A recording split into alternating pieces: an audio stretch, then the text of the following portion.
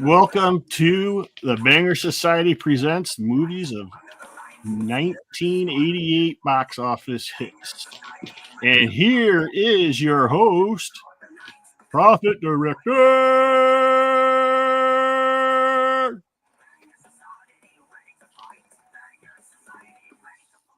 Somebody's got to echo. Welcome, one and all. We are here this evening to tell you all what we liked about movies in 1988. We're going to go down the line and have everybody introduce themselves, starting at the bottom there with our guest panelist, Deadman Juan of Toymerks. What's up? Hello. Tell everybody who you are, where they can find you, and what you're all about. You could find me on Instagram at Deadman1. That's one spelled with a W-O-N at the end, like the past tense of winning, not Juan. I am a little bit Mexican though, just a little bit. Winning. You can also follow Toymerks on Instagram. You should definitely subscribe to the Toymerks YouTube. We're doing a brand new show every Wednesday at 6 p.m. Pacific time, and we're doing a huge giveaway on the 21st of next month. We got 13 things. One of them is I'll show you one of them. You want to see one of them right now?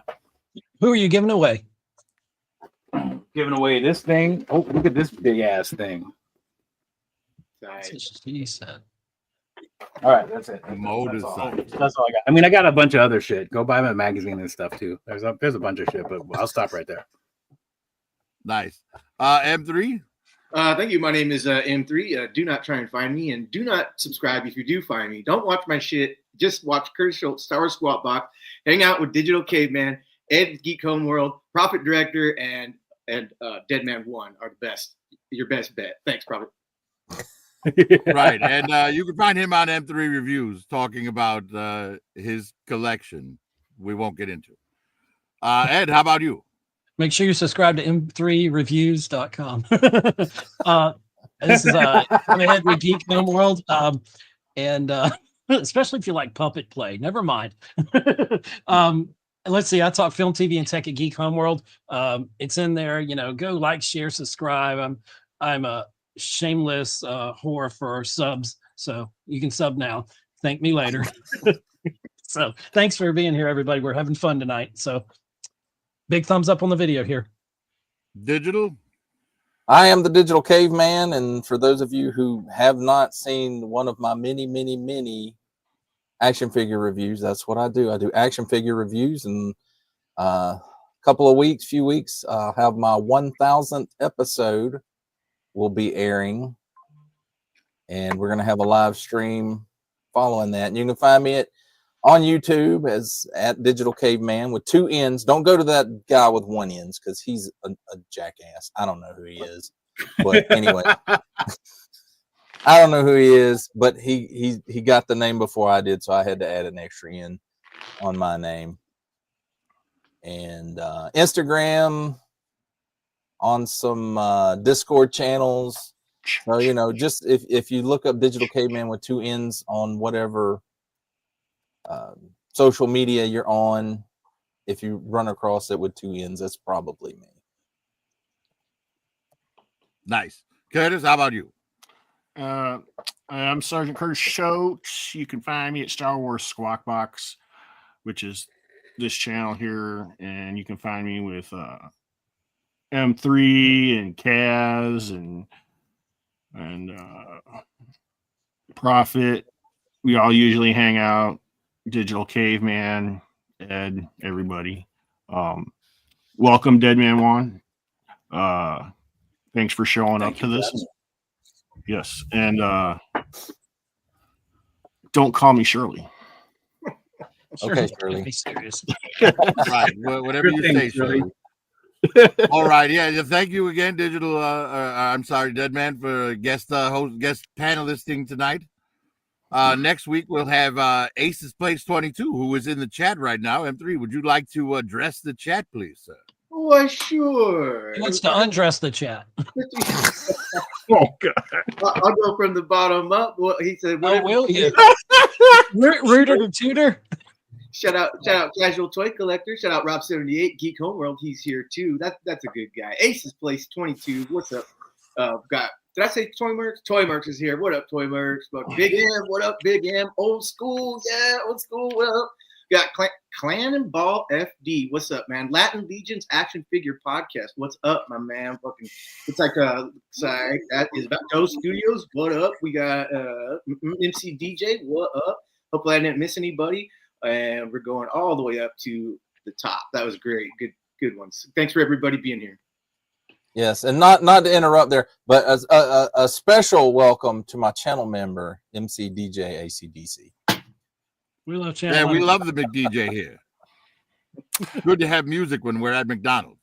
Would FD stand for fire department? It means fiery, damn it.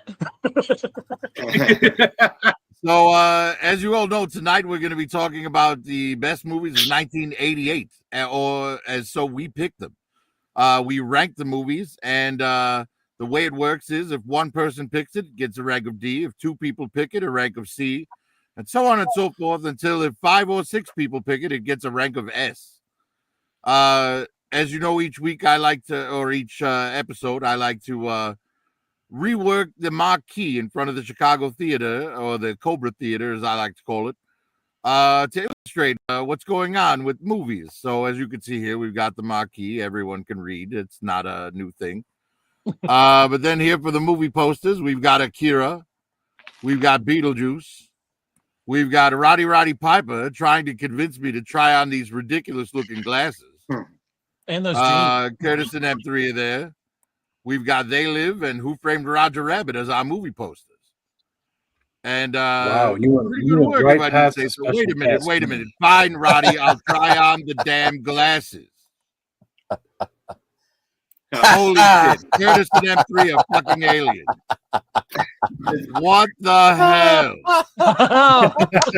All this time I've been fooled by these two fuck nuggets. I can't even believe it. We're going to have to talk about your positions over at Cobra now. That's all the fresh fruit. M3 were fuck nuggets. That is great. Yes. But yeah, I thought great. you guys would like that. Nice little transition of the thumbnail there. But moving on. So the first movie on the list tonight is A Fish Called Wanda, picked by Ed, myself, and Curtis. And since it's so hard to keep him from talking anyways, we're going to let Ed begin this evening. Go ahead, Ed. I would love to defer my time to one of you gentlemen, if that's possible, on this film. What? No, it's not. Go. It's a great fucking film. It's got Klein dude in it. I don't remember it. I watched it so many times, but it's just outrageous. And I'm supposed to talk a long time on the trailer. So if you come to my website, there's three of us. There's 3 of us, Ed. You don't have to talk that long. I'm not. It's a great friggin' movie. You'll be on the floor half naked with a bottle of whiskey. Or maybe that's just me. I don't know, but you'll be laughing. That's a Tuesday for me. Guys in the chat, for Ed's lackluster description here, it's really I good. apologize unreservedly, and we will call him stupid instead of you. Yes, and as punishment, unsubscribe from him for a week. All right, Curtis, Yeah, you heard him. coming back to kill you. Tell us about it. I kill you. Oh, this movie is so funny. The reason why I liked it, besides it being funny, the reason why it was funny was because me and my friends from school would hang out and watch this and smoke the wacky tobacco stuff, and it was just hilarious. Go ahead, Prophet. Oh, see, you had to mention Show's wacky over. tobacco. Now I have to toss Satan salad with some devil's lettuce. You tossing whose lettuce? Yeah, so A Fish Called Wanda, this movie is one of the best written movies of the year. Yes. It's hysterically funny. Every single character in it is wonderful. This is what happens when you take the funniest writers in America and mix them with Monty Python's cast and crew. yes. It's a wonderful film about a heist and lots of betrayal. And Kevin Kline eating live fish out of a fish tank. Don't eat the green ones. They're not ripe yet. But three of us picked this wonderful film, and I highly recommend everyone else goes to watch it. But with 3 votes, it gets a rank of B. Moving on, the next film on the list. This is one of Deadman's picks, Akira. Deadman, why don't you tell us all about the wonders of Japanese animation? This is one of the first animes I ever saw, and honestly, there's so much going on. There's so much story to it. It's super in depth, but it all boils down to craziness because it's an anime. It's got some. I mean, it starts off with that scene right there where you see the biker fight, like on the bikes. It's nuts. Just if you've never seen this movie, I would suggest you watch it tonight. It's on Crunchyroll. You can watch it in English or in Japanese. It's super unfortunate that the original dub that I saw is you can't even find it. It was a fan dub, and I probably saw it in 1989, and the voices were just so much more. They were just more like Kaneda, the guy who rides the red bike and wears the red leather suit with the pill on the back of his jacket. You know he's up to bad news. He's got a pill on his jacket, and this is long before the band pill. Anyway. His voice was like a surfer, and he was like, "Oh, come on, man!" all the time. Like he would talk like that throughout the whole movie. And unfortunately, that translation is or that dub is now you can't find it. I have it somewhere on VHS, but I do not have a VCR that works. So it's terrible, terrible news. I did it. I got through the whole trailer. I know nobody else picked this. Yeah, this movie's an absolute wonder, and next year Ed will be talking about it because it was released in America in '89, which is when Ed will be picking it for his list for next episode. Okay. But so unfortunately, do you have the original dub on DVD? This year it was only picked by one, so it gets a rank of D.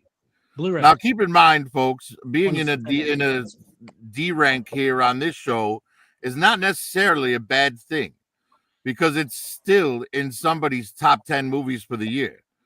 All the movies on this entire chart here are in someone's top 10. So there's no bad films here, with one exception later on. But moving on. Did I pick it again? No, it wasn't you. But it was a pick from one of your other shows. But for this one, this is your pick, Alien Nation. Tell us why you want to, hook up with a bald alien prostitute.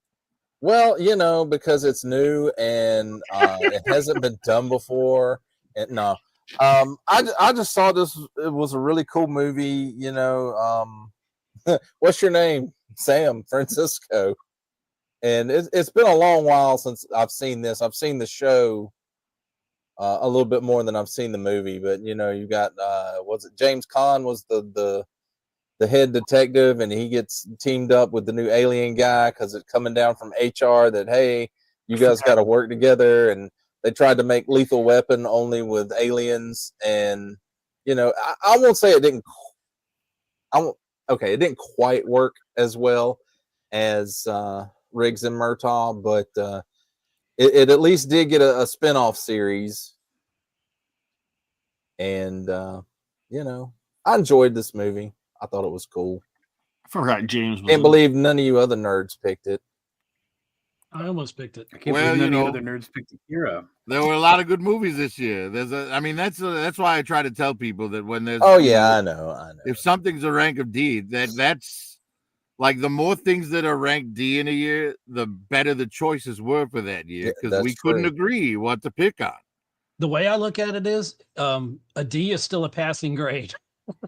Melon head. Well, all I could say about this film is I hope that James Caan's alien partner got revenge for his father.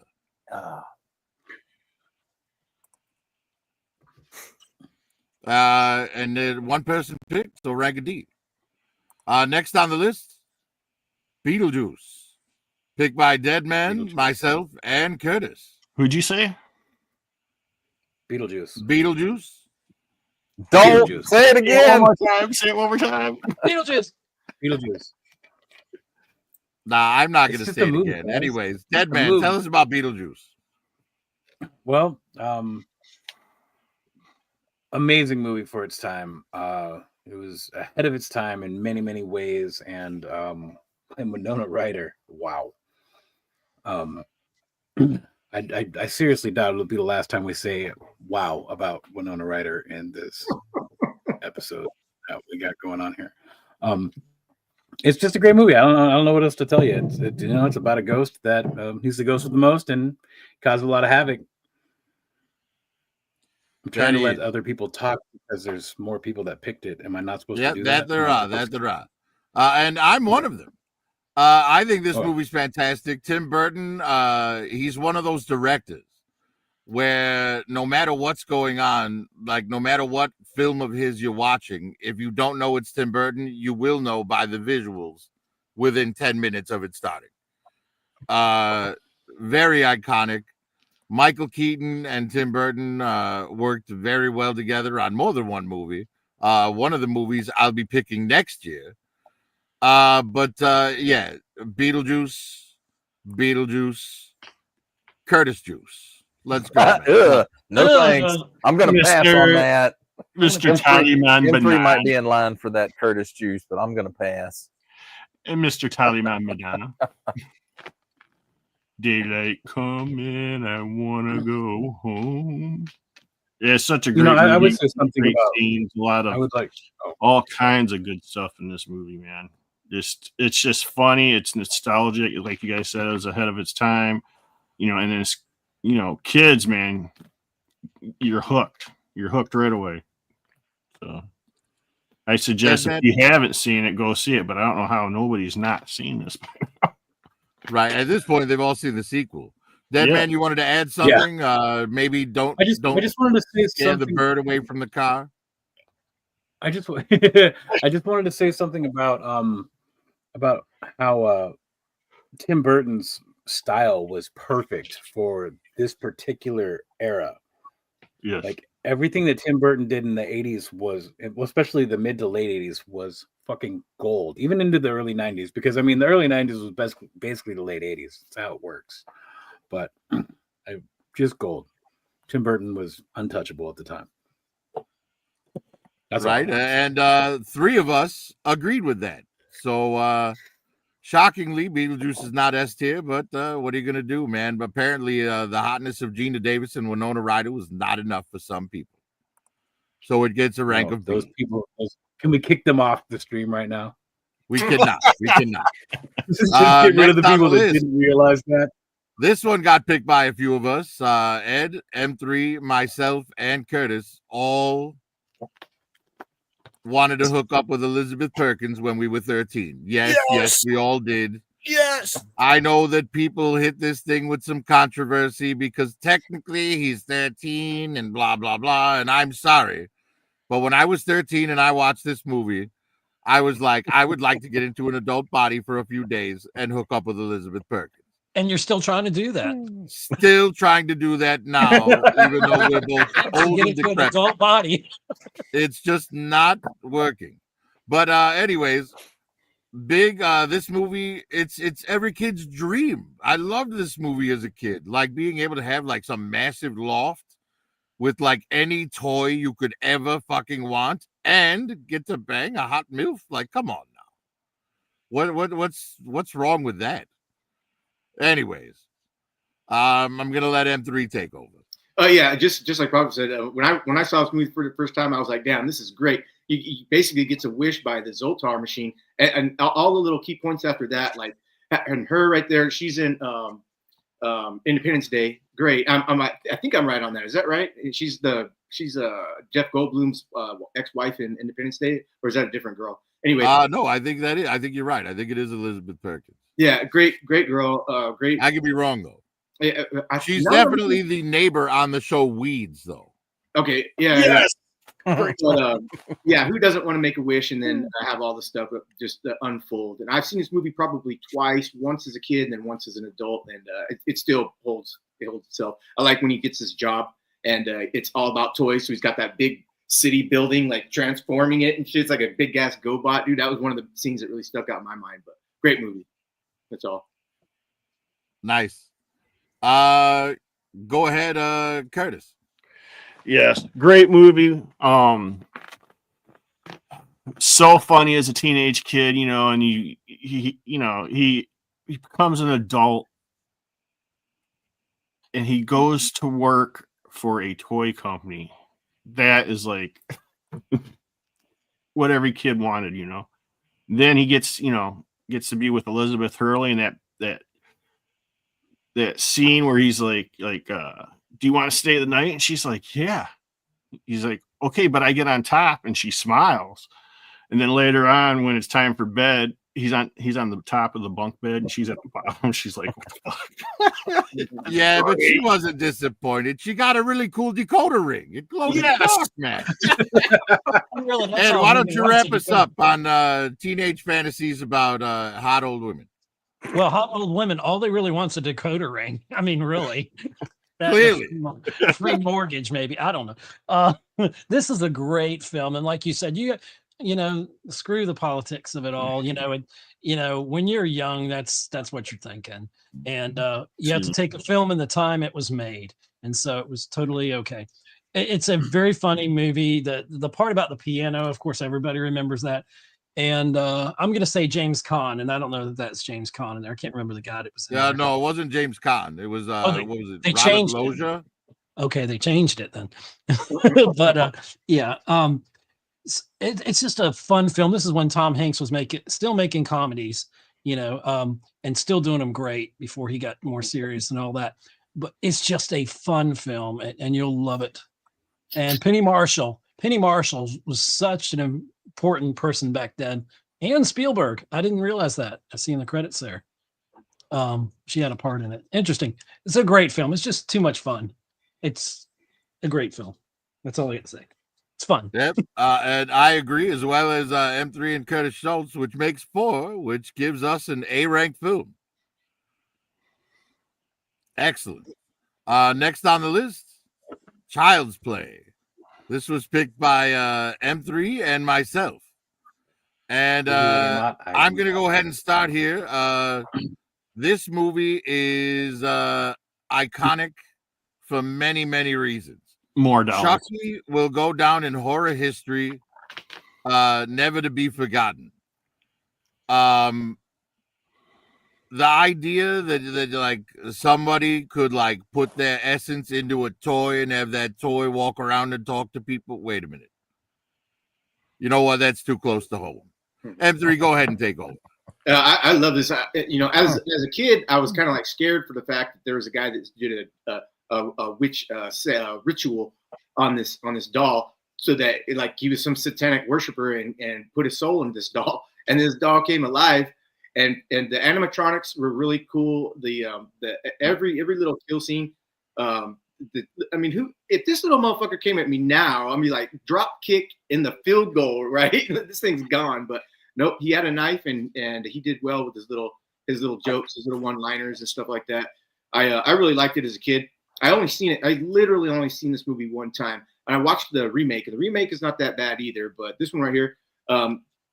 I think that kid's in something. I forget what else that kid's in, but the dynamic of everybody working together in this film was really good. I wondered who did the animatronics in it and who was involved with actually making Chucky come alive. I'd probably do some research on that just to check it out, but super cool. Demonic doll fucking takes all. And then he has 6 other movies come out after this. All perfect. I do need to get a Chucky doll and a Bride of Chucky doll. But they're in the works. Pretty cool. Yeah. And Chucky was way ahead of the game on the whole trans issue with their son Glenn Glenda. Right? But yeah, man, Brad Dourif really like sells the character of Chucky with that voice work. And you know, it's cool because unlike most voice actors, Brad Dourif got to start playing the character as himself. So as an actor doing a voice role, he actually still got to be on screen, which is pretty respectable.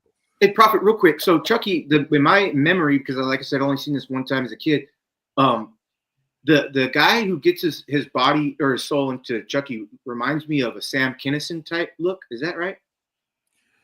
If Sam Kinison was anorexic, maybe. Okay, yeah. He's the guy who played Wormtongue and had a full head of hair, I think. Okay. But yeah, he's Worm Tongue in Lord of the Rings. Mm. But two of us like this movie enough to put it in our top 10, and therefore it gets a rank of C. M3, before we move on, would you like to address the chat maybe? Why, yes, I would, sir. Let me put my spectacles on. We'll start with the bottom. Old school Chucky, 3 knives from old school. Rob78 says Chucky and Friends. Yeah, till the end, yes. Aces Places, love Child's Play. He met Vincent a few years back. Nice. Razzie O'Kane, what's up, man? How you doing? He said, sup, fellas? Doe Studios got his and then he's on a different movie after that. Shoot _ M19 what is here. Nice fucking model, he said. Old school. Tripping with Toys is here. What's up, Tripping with Toys? Got a blue wrench. How's it gonna? Oh, blue wrench because probably somewhere else. But other than that, I think that's it. Toymarks. Blue wrench from Toymarks. Very nice. Oh, Doe Studios, excuse me. He just saw Chucky and Bride of Chuck dolls in FYE yesterday. Nice, Doe. Sorry, Prophet. Thank you. That's all. Nice. Oh, there you go, man. You got a window in to get your next 1-to-1 scale props. Mm-hmm. Next on the list, M3. This one's all you, man. Cocktail. Tell us why you like to watch Tom Cruise juggle bottles. He is one sexy beast, but you know who else is a sexy beast? Is his co-partner. That guy right there. Teaches him everything about the trade of not only how to handle your finances, but to do trickery in order to get all the girls to just fall in love with you. You're a good-looking young man. Check this out. Start doing this kind of stuff. So this whole movie was cool all the way to the end. There is some betrayal in it, but if you really think about it, he told them in the beginning, hey, don't trust anybody kind of thing. Like, you really got to look out for you and stuff like that. So I think what's her name's in it too? The girl from Babysitter. I think she's in it. She's one of the main characters. Elizabeth Shue, really good choice. Tom Cruise, I could watch probably any Tom Cruise movie. I like the guy, and no matter what, like he's always been something that one of the guys that I like watching. He reminds me of Marky, which is my son, just having that, because Marky's been bartender, he's done all this kind of stuff too. So I told Marky, actually, I was like, dude, you got to watch Cocktails, bro. It's really good. Start doing that little trickery, but he's no longer a bartender anymore. Are you guys the same height? Yeah, we are. Well, no, I think Tom Cruise is 5'9". I'm 5'5" and 7/8. Prophet. 5 and 7/8. 7/8. Yeah, He's taller in heels. yeah. When I inhale, We might as well call you Wee Man. Heels.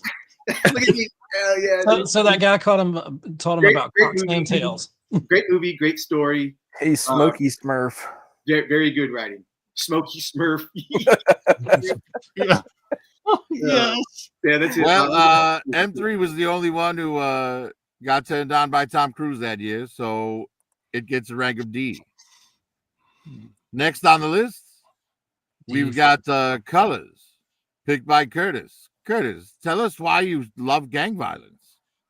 Oh, I don't know. It was a fun movie. It opened me up to like street gangs. A lot of good actors in it that were starting up. You know, Damon Wayans' part where he's high and he's dancing in the diaper in the store.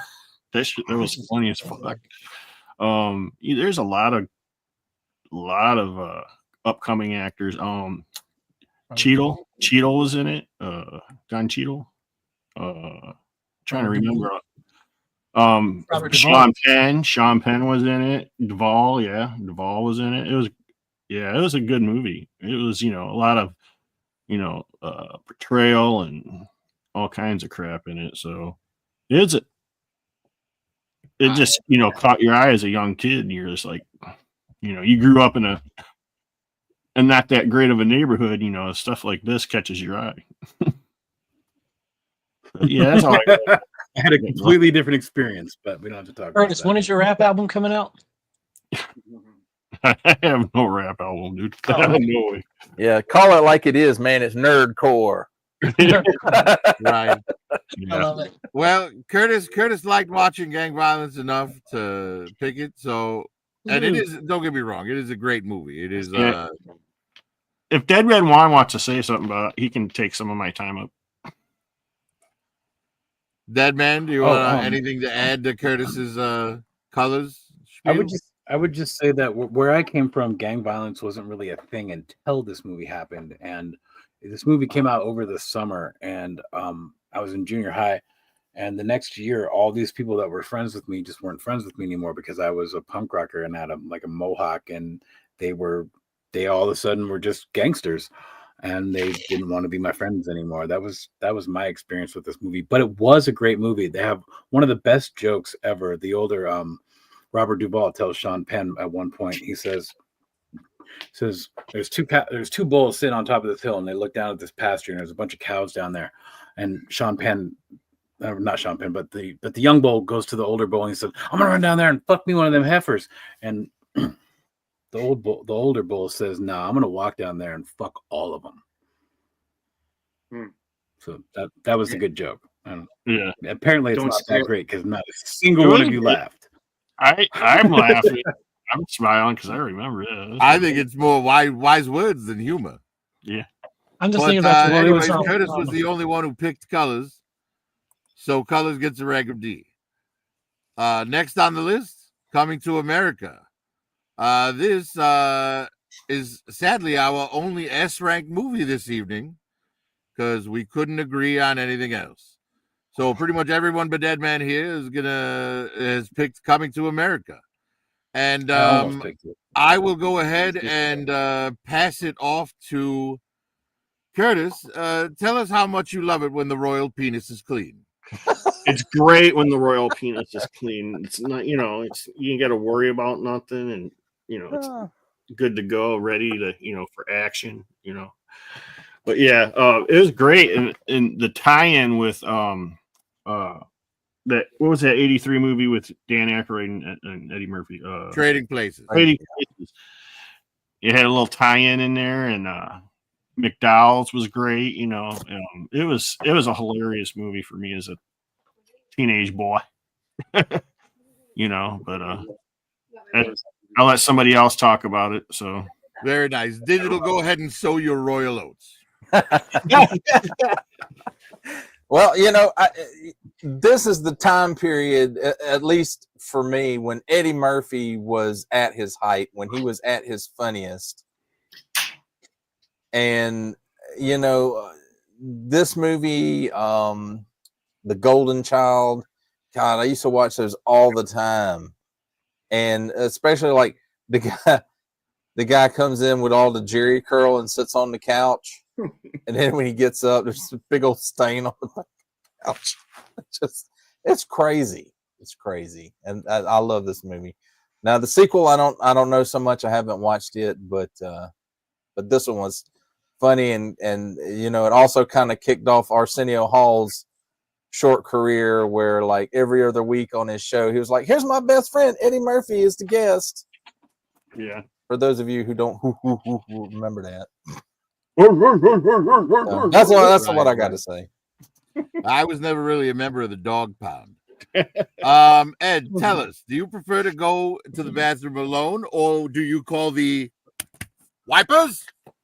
I always call the wipers. The more the merrier, I say. But this was like, honestly, I can't think of Black Panther without thinking about Coming to America. I really feel like it took a lot from that established world of King Joffrey and James Earl Jones. Of course, anything he's in is great, and you had Della Reese in there. Oh, she was so foul mouthed. That was so awesome. And her and Red Fox, we forget that he was in there, and there's so many great actors in this film. It's hilariously funny. I did see the sequel, Wakanda Forever, or whatever it was called.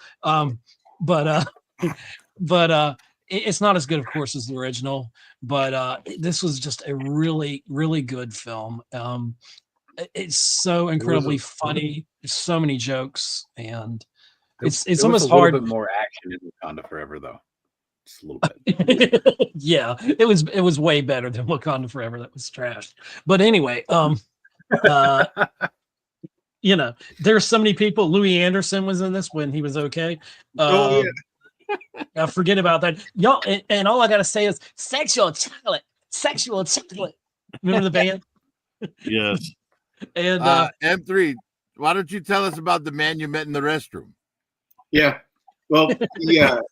I like one of my favorite parts is when Eddie's just so happy to be an American. He comes out of the apartment fucking window and opens it up, and he's like singing, and somebody's like, "Fuck you!" And he's like, "Yes, fuck you too." And to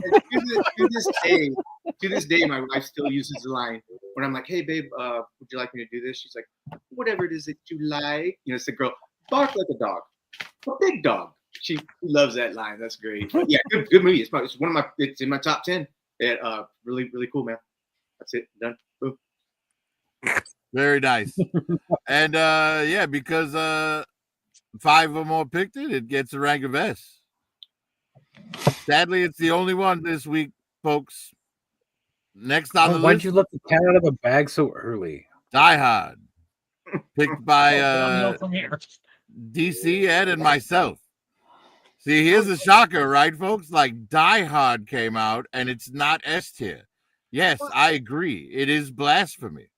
DC, why don't you tell us about how you feel? Yes, but wasn't it S tier during our Christmas special? Because I Thank you. distinctly remember picking this as one of my Christmas movies. Yeah, But you know, what is not to love about the first Die Hard? I mean, we have Alan Rickman in his very first movie role, which I was surprised to find that out.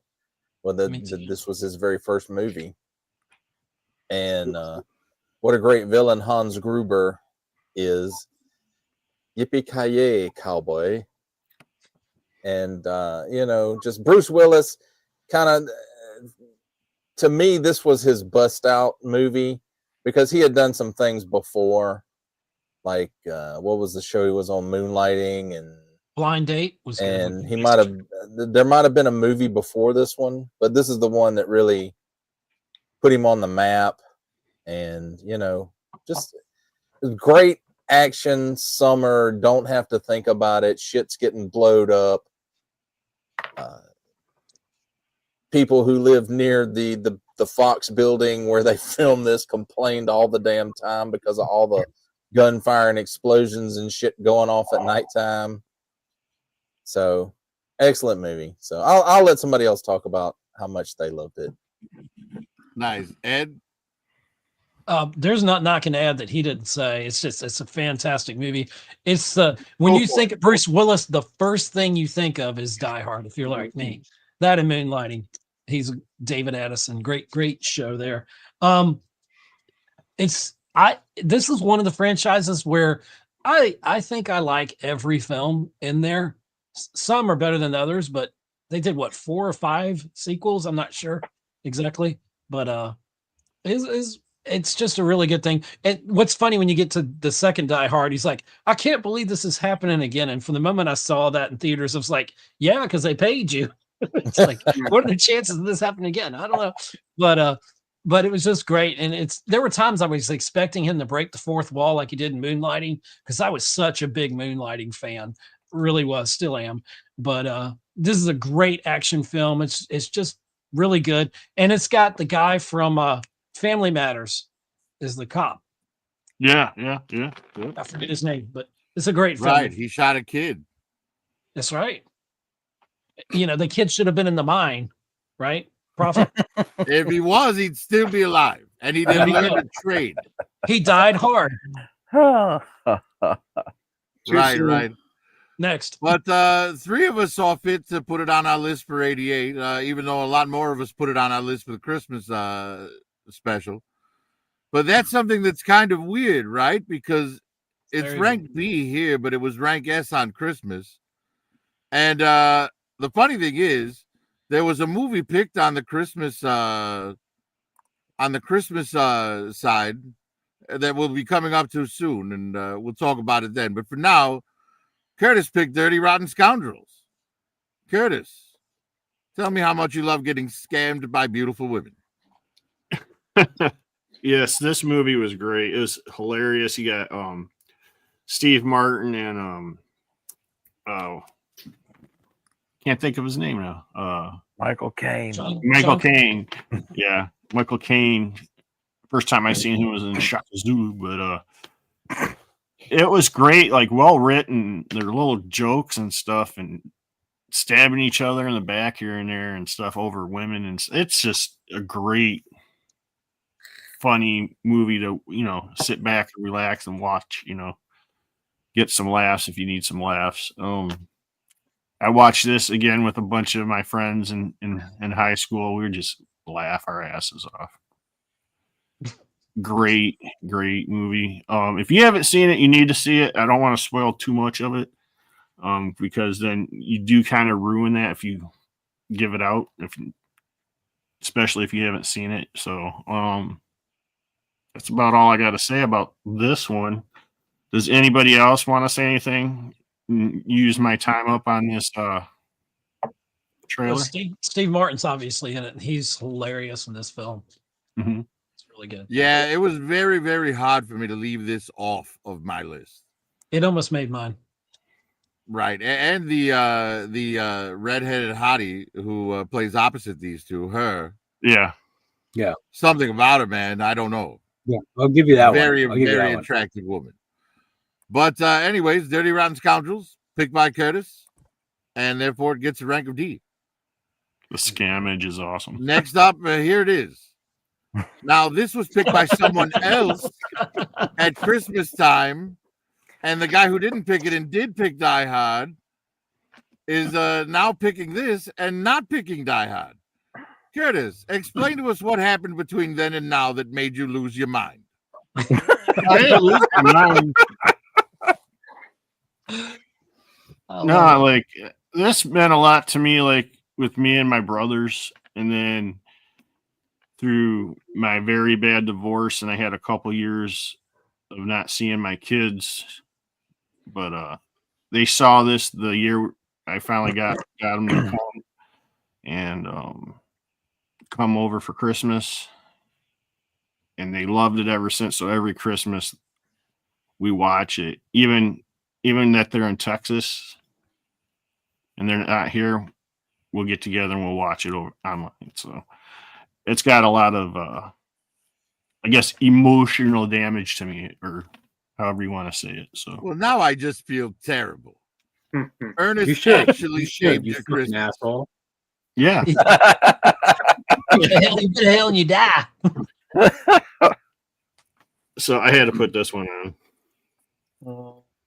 Everybody wants to hug It's, Curtis. yeah, it's your typical saving Christmas movie. Something goes wrong with the Santas or whatever, but what it is Santa wants to retire, and he's looking at this guy who's like a really good guy all the way around, and he's kind of getting steered not to go that way. And Ernest comes in and finds a homeless teenager that ran away, and they try to save the guy to become Santa. And at first the teenager didn't believe in Santa, and then she ends up believing in Santa. So it's pretty good. Well, This was I guess great, all I'm fun saying movie is, for its time. like, you should have picked this over Die Hard on the Christmas episode. Well, I picked both of them because it was Christmas. No, on the Christmas episode, Digital picked this by himself. Oh, did he? Yeah. Yeah. And all I gotta say, Curtis, is I all think- that you said about this movie, and you didn't even fit in a "Know What I Mean," Vern. I know In there. Yeah, I mean, People forget how popular those well- movies were back then. yeah, So it was more than one. Ernest Not was a with big me, deal. Vern. yeah. Yeah, But he was yeah, cool. again, he gets only one vote and a rank of D. Next on the list, Heathers, picked by Deadman. This was a hard one to leave off my list. is a good Deadman, one. tell us again about how much you love Winona Ryder. I thought you were going to ask me about my dead gay son. This movie is so good, and it's so twisted, and it's Clueless before Clueless. It's Mean Girls before Mean Girls. It's all of those things, and Winona Ryder. What else can I say about it? Kristen Slater is a fucking psychopath in this movie, and he does such a good job portraying a psychopath.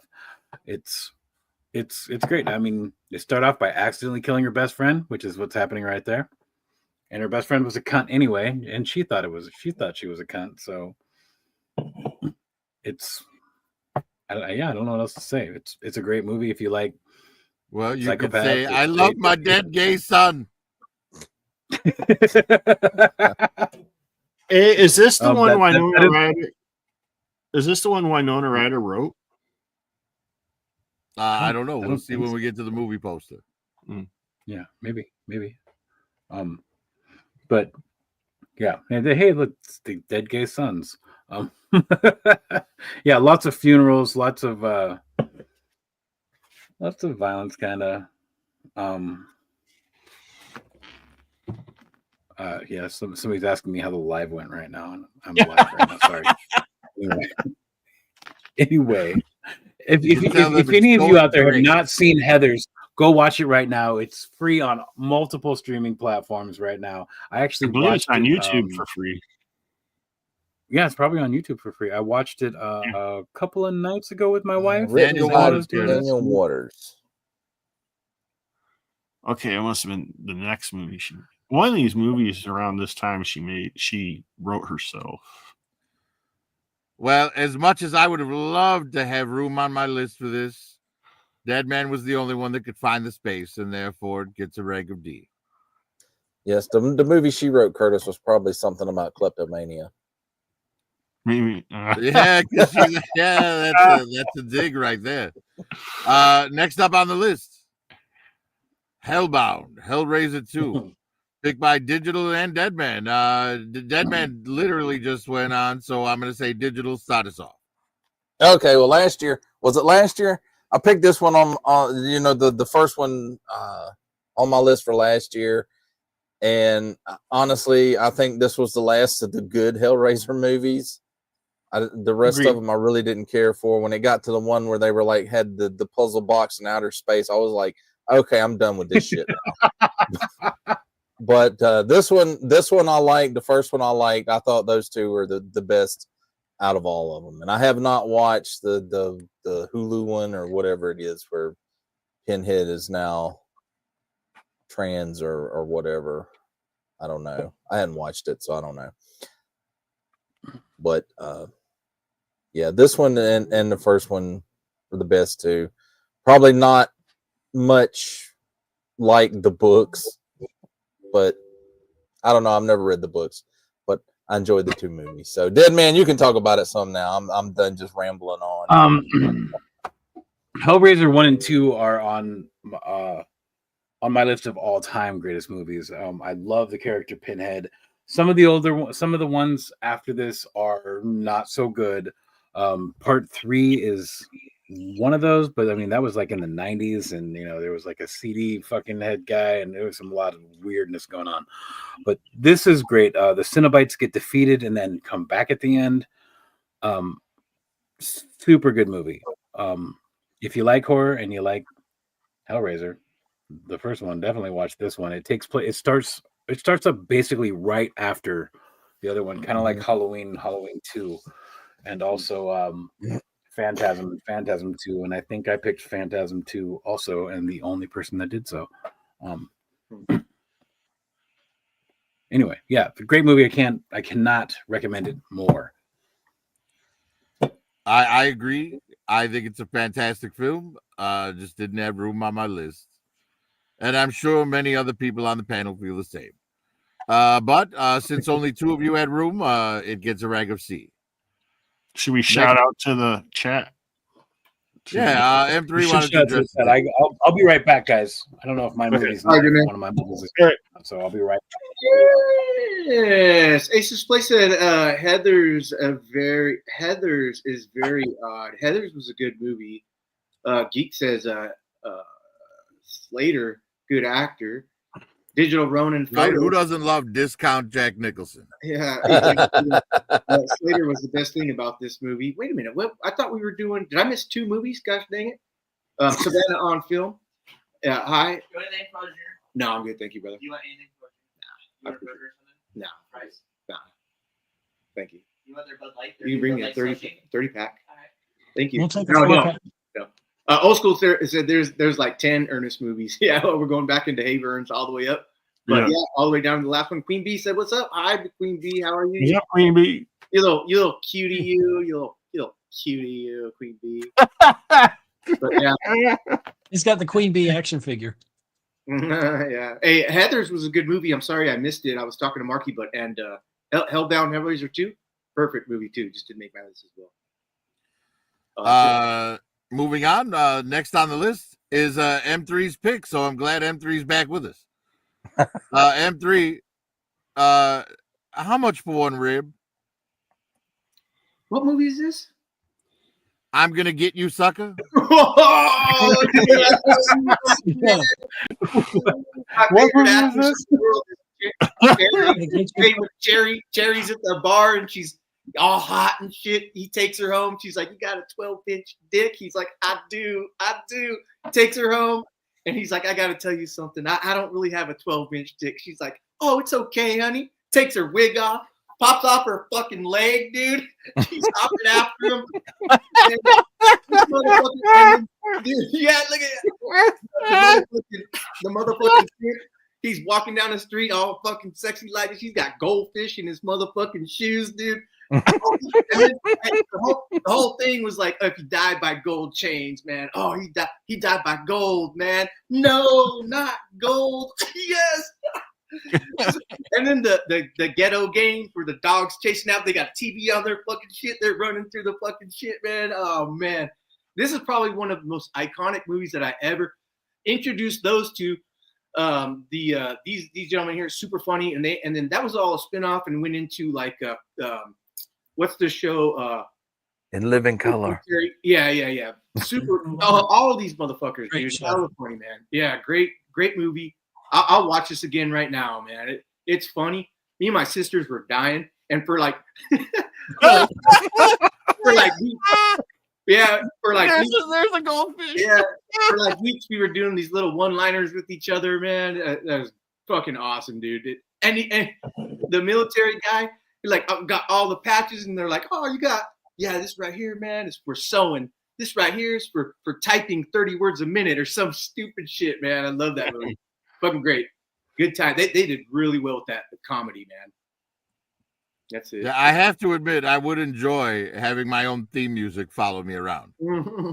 Oh, But yeah. M3 was the only one who remembered this movie and put it on his list, and therefore it gets a rank of D. He's nuts. Next on the list, this one was picked just by me. Killer Clowns from Outer Space. Clown Brigade. If we're being realistic, this is B-movie trash. However, the theme song with that heavy metal circus guitar riff got my attention. And then after actually paying attention to this movie, it is very well made for the low budget B-movie trash that it is meant to be. The clowns are all fantastic. They managed to make these goofy looking things actually kind of scary. All The the like sets are great, too. kills are very inventive. I mean, look, he just ran him off the road with an invisible car. You know, that guy's head just got punched clean off. Shadow puppets can eat people. Popcorn becomes little monsters that eat you instead of you eating it. And, you know, a couple of pervert ice cream men hook up with some alien clown bitches. Like, this movie is just a fun ride all the way from front to back. It's hilarious and entertaining and visually spectacular. And I know it's B-movie garbage, but it knows it's B-movie garbage, and it embraces it wholeheartedly. So, yeah, if you haven't seen Killer Clowns from Outer Space, do yourself a favor and watch it, or at the very least, go on YouTube and look up the theme song for Killer Clowns from Outer Space and listen to that, because it is incredible. Hey, Killer Clowns from Outer Space, picked only by me, and therefore gets a rank of B.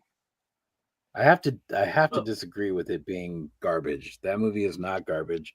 I didn't pick that movie because I thought I picked another movie, and I totally skipped number 6 for some reason, and that's it was a hard choice. But Well, that movie obviously, is I not don't think bad. it's garbage. I picked it. I'm the only one who did. Prophet, I got a But I question. say it's B movie garbage because that's like the genre it's in. Do you think John Leguizamo took inspiration for his portrayal of the clown in For Spawn? Violators? Violator. No, completely Not at all. different. No, because I love that. But next up on the list, License to Drive. M3. Tell I us almost picked that. why you missed the Corys. The Corey the Hames brothers, Corey Haim, the Corey brothers, Corey Haim and Corey Feldman. Oh shit! They were always a great team, and so no matter what movie they came out with, they always kind of carried the same characters that are kind of like Adam Sandler, like they always had the same people in the same movies and shit. This License to Drive movie was one that it got me, and I was I think 1988, 11, 12 years old. I always wanted to drive. Now kids don't want to drive. You have to like force them to get their license. This is one of those things where you want your license. You want to be able to take your parents' car. You want excuse me. You want to be able to go to parties and hang out and shit. And so like the only thing I can do is like memories on this thing. And the girl was cute. She gets drunk. They put her in the car. Ends up fucking the car up at the end. I believe it's his grandpa's caddy, and it's fucking dope, man. It's like a '77 big old truckster and shit, man. So and they just go out and fuck around. And I think I'm blabbing because I don't remember anything specific. It's been a while since I've seen this. Very, very, very good movie. Very, very good movie. And oh, what's her name from Boogie Nights and shit? Yeah, and Austin Powers, Spy Who Shagged Me. Great. Great movie. I'll say this. I don't care how hot Heather Graham is. If you're going to scratch up the hood of a Cadillac with your high heels just for the sake of being a bitch, I hope you fucking die in a car crash. But M3's the only one who picked this movie, and therefore it gets a rank of D. Next There's a lot of list, D's in this episode. Phantasm 2, picked by Deadman. Deadman, take us away on the sphere and why you fear it. I don't really fear it, but I do gotta say that this entire series is amazing. I think there's 7 movies in total, and they all take place directly after the other. And sometimes, like, well, Phantasm 1 was in 1987, and so this was in 1988. So it's not that big of a difference in the way the characters look. But there's some of them that are like 5 and 10 years, and some of these characters the actors are actually fairly old. So it's a real big difference, and it's super funny to watch. However, the story is great. The tall man gets defeated so many times and just comes back. The whole horror aspect about this that nobody gets or understands. I don't know if I think it comes out in this one that it's alien based. It's like a big alien sort of situation where I can't say anything more or better about this entire franchise. It's not just this movie that made me put this movie on here. It was the fact that a Phantasm movie came out in this year. We could have picked, I think the next one came out in 90. That sounds 91, about I think. right.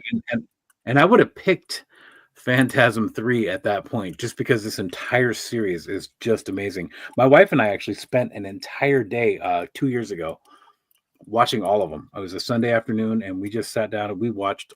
Well, it wasn't an afternoon; it was the whole day. We just watched all of them. We sat down, we got drunk, we watched all of them. We ate chicken wings, we made tacos for dinner, and we just had a great day just watching Phantasm. And I would suggest to all of you out there to do the same. Hell yeah. Nice. It's definitely better than Children of the Corn. Fuck you. Children of the Corn is the best movie that's ever been made. That's not true. It's one of the best movies that's ever been made. Yeah, it's like the only thing I ever remember about Phantasm is like the little spheres, and then like they go, "It was a dream," and he goes, "No, it's not." Right. Yeah. That was the end of this trailer, actually. But That yeah, is good. only a dead man found room, so D it gets. Man. Next on the list, But if Rain but if Man. we ever want to talk about Children of the Corn, we could do a whole episode on that. Children of the Corn was good. Say that M3, why don't you Halloween, tell baby. us why you like to drive slow in the driveway? Dustin Hoffman, and again Tom Cruise. Pretty much anything with Tom Cruise in it, I'm in. This was a movie that when I started watching it, I was like, I was young, real young. We rented it on the VCR, and my mom brought it home because it was kind of like drama. But I got to sit down and watch it and really take in, like, this isn't we. Okay, so we just watched The Accountant 2 today, and we're a fan of. My wife and I both went and watched that, so we're a fan of The Accountant. Kind of goes along lines of just kind of using your friends or your nephew. I don't remember what their correlation was with. I think they're Brothers. Brothers. Yeah, and so he was able to use his brother's knowledge or not knowledge, but the way his brain works. Right, he can count numbers and he figures it out. So he's like, "Fuck, we're going to the casino, man." Starts using them, dressing them up.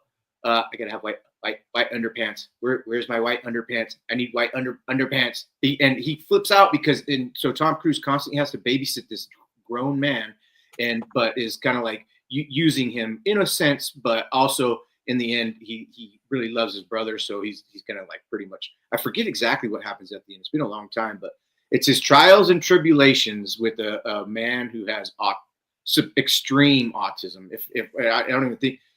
It would be autism. I think it's what's the where they have an extra chromosome is when the Down syndrome, but you don't have the appearance of it. You're using all that. You've got brain power. So pretty good movie. I enjoyed it. I would watch it today, but it's been a while since I've seen it.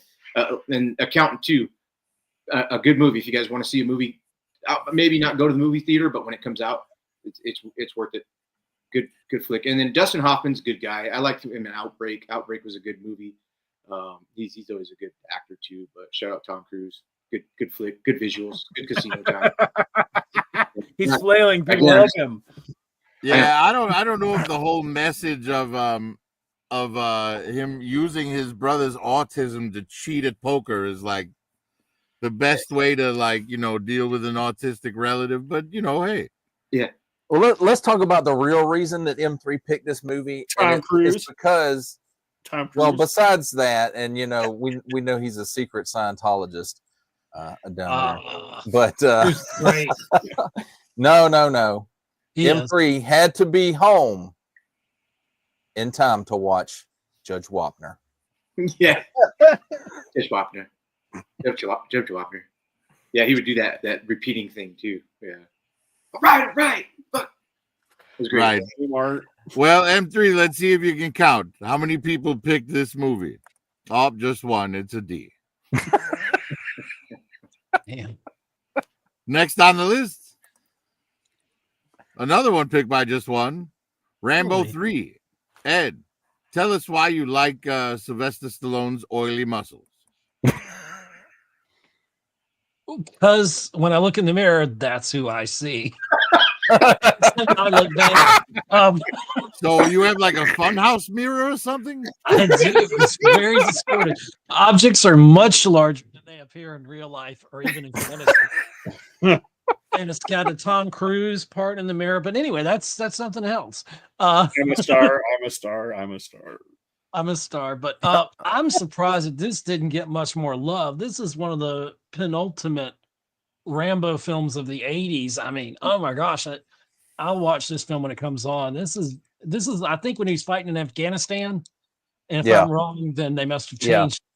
Yeah. It was oh my gosh, it's a Afghanistan. helicopter, and all this stuff. I mean, just there's so much to it, so much action. It was so over the top at that point in the franchise. First Blood is definitely the best film in that franchise. We know that.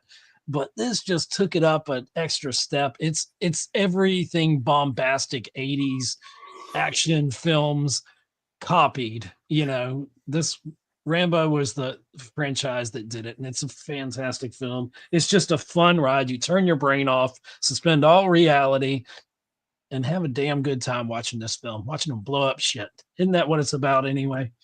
So, great film. Oh, and I still got to keep talking. Don't forget to like, share, and subscribe. And shameless plug there. And Hey, any movie where you can blow a helicopter up with an arrow is a great I movie, know. right? Because that happens in real life. So, you know, Of course it does. I Rambo mean, 3. you know, It's great. It's a you, great. you have to fun have a action real life film. soldier as good as Rambo, though, which is Yeah. very I'm hard to surprised you find. don't What have about the any Rambo decoys? action. Dukes of Hazzard? I'm surprised I don't have a lot of Rambo action figures out there. I'm But surprised. in spite of the 3 in the title, only one person picked it, and it gets a rank of D. Next on the list, Scrooge. And though I did pick this for Christmas, I did not pick it today. But Ed and Curtis both did. Curtis, why don't you start us off on Scrooge? Tell us how you want to staple antlers to a mouse's head. No, I really don't. But yeah, this is a great, differently told story of Scrooge, and it's a hilarious movie. Of course, you got Bill Murray in it, and a few other people, and it's just a well written, different type of Scrooge, and it's definitely more adult. But it takes place in Chicago. I mean Chicago, and you know, yeah. Is that like Wakanda?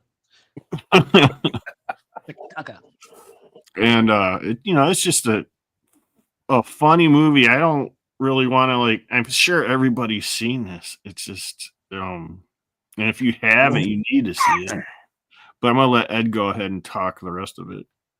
Your turn. Great agree job. with you on that. Great job, Curtis, on Haven't that. seen it. I wonder if this is another film, and you could tell us, Prophet, did this do better on our Christmas special? I feel like it would have than It did. On the Christmas, it was A tier. Okay, because this is definitely an A-tier film. This is like some people's tradition every year is A Christmas Story, or used to be watching that film. For me, it's Scrooge. That's one of the films I have to watch, besides the regular, serious Scrooge films that I love. But this was so great. One of Bill Murray's funniest yet heartwarming films. I really like it, and Bobcat Goldthwait, I don't think he's around anymore, certainly not performing, but he was hilarious. It's his intern in there. This is probably one of his funniest roles on film, and people kind of forget him, but it's worth watching. And the girl in there, I forget her name, so cute, the little girlfriend that calls him, what does she call him? Puffy, Yeah, Stuffy? it's Marion Ravenwood. It's Yeah. Okay. She's just really cute in the film, and it's a fun film, and it doesn't feel like Christmas if I don't watch this film, and I could watch it when it wasn't Christmas. That's how good of a film it is. So thumbs up on that. Nice. And though more of us did agree with that sentiment on the Christmas episode, less of us did today, so it gets a rank of C. Next on the list, C is for Curtis. The Adventures of Baron Munchausen, picked by Deadman and myself. I was so happy to see that I wasn't the only person to pick Baron Munchausen. This movie is so fantastic. I loved this movie when I was younger. I watched it many, many times over. It's one of those stories where you're being shown literally the exaggerations of a boasting storyteller. The kind of thing where like a boastful person would say, I went so high we reached the moon. You know what I mean? Like the big fish story. I caught a fish this big and it's actually like really tiny. You know what I mean? Yeah. But I got a big dick. that's kind of what this is about. But it's the visuals are spectacular. It introduces you to a fantastical world. It uses the cast of Monty Python to do it.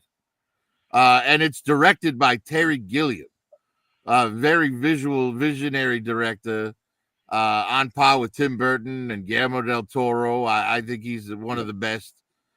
And I'm going to pass it on to Deadman. This movie is fantastic is not the right word. I can't think of a better word, however, but fantastic isn't good enough for how good this movie is. This movie is amazing. It is fantastic to the 10th power, whatever.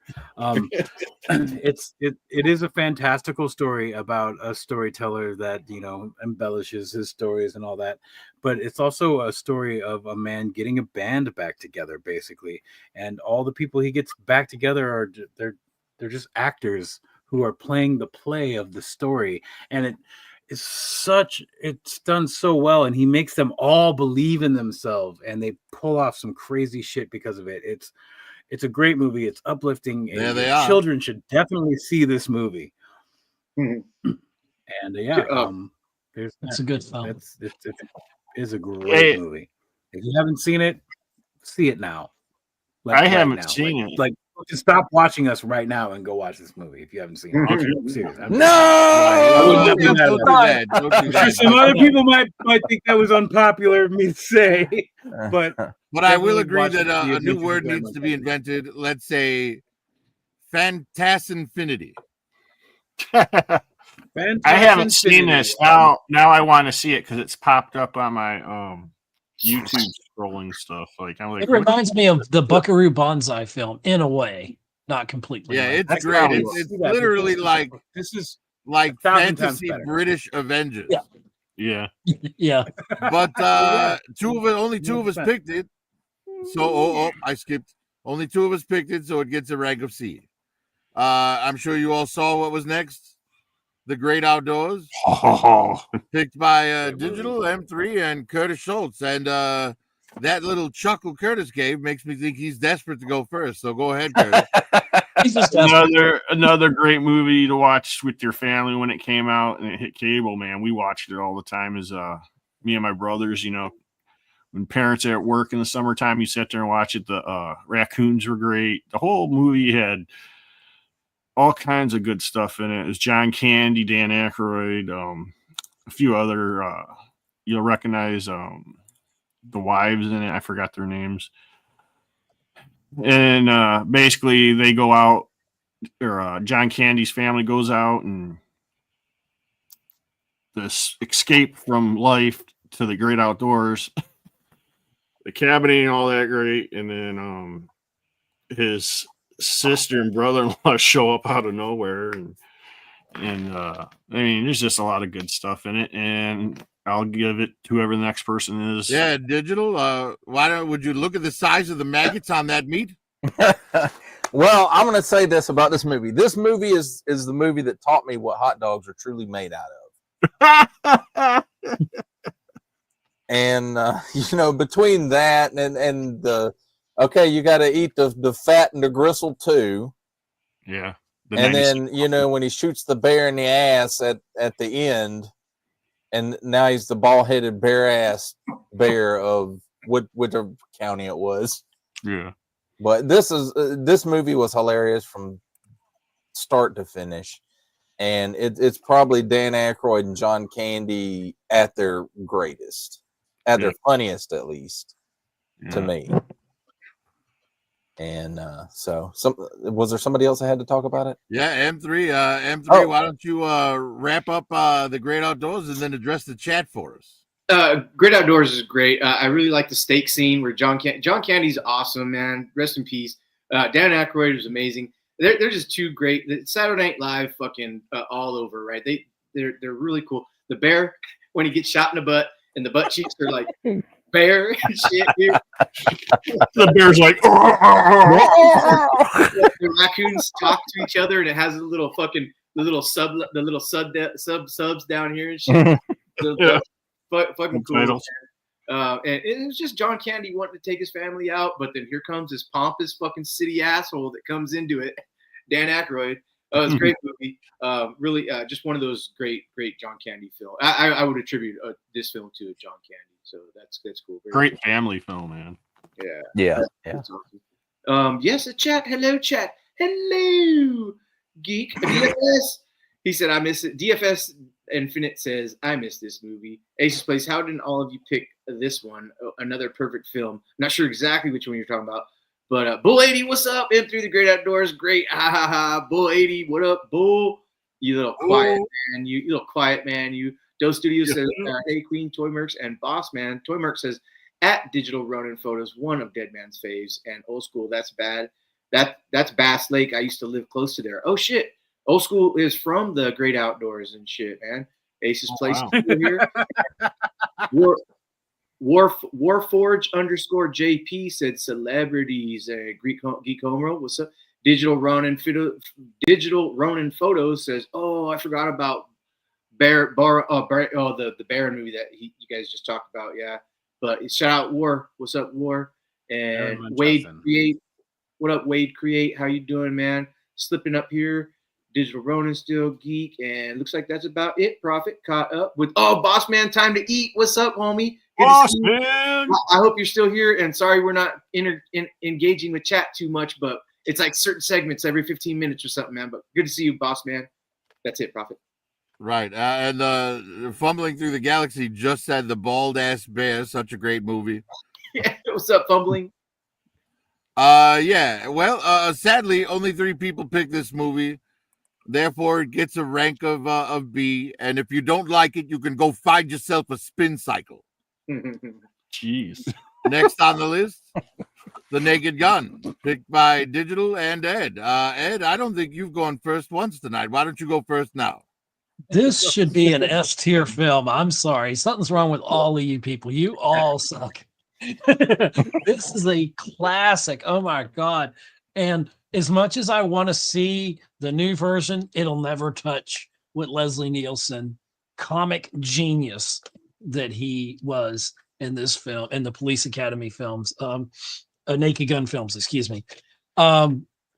This is just so over the top. I think this film was about, if I'm correct on this one, it was a plot to kill the Queen of England or something, if I remember correctly. It's been a while since I've seen this. I've probably seen this film. No. The whole movie was about Priscilla Presley's beaver.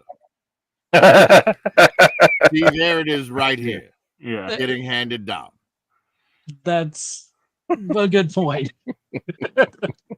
But Ricardo Montalban in this. Khan is in it. Yeah, there's the Queen. Yeah, and Reggie Jackson. Is that Reggie Jackson was going to kill her? There's so many. Oh my gosh! If you love Airplane, you should love the Naked Gun series of films. Anybody wants to chime in, please do. You can't. What can you say about? Well, Digital still has to go, so if you're ready for him to take over, yeah, Digital, please take over. Okay, the spoof movie to end all spoof movies, and I can't really say this is a spoof movie. It doesn't really make fun of a lot of other movies, but I will say when Leslie Nielsen passed, they should have quit making spoof movies because you can't make a great spoof movie without Leslie Nielsen. But this series, I mean, the series, it was what, 3 of them, right? 3 of them, yeah. Yeah. 3. Because the last one was 33 and a third. Exactly. They were all hilarious. And, some of the jokes you get instantly, some of the jokes you don't get till maybe later. And I will say, as much as I loved the 3 movies, I was never able to watch the what was it, like 12 episodes of the TV show? Yeah. Police Squad. Right. I could never get into the show. And I don't know if maybe the episodes just being in a 30-minute time slot, it just wasn't enough time there. Or what? Maybe I'm just dense and don't get the stuff as quickly as I should. You're probably dense, regardless, but the movies were fantastic. The TV show I didn't find quite as engaging. Dude, but this movie, great movie. Any movie with Ricardo Montalban as the villain. Should I start back? Yeah, this movie was a really good movie. It was very, very funny. And for some people who may need catharsis, you get to watch O.J. Simpson get brutally injured over and over again. Yeah. But only 2 people found room on the list, so therefore it gets a rank of C.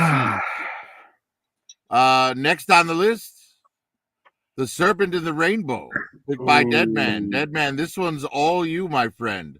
Tell me how you predicted Bill Coleman would actually be in that coffin. It's now a movie. I'm not even going to go off on that one. This movie is amazing. It's horrific. It's a love story. It's everything you want in a movie.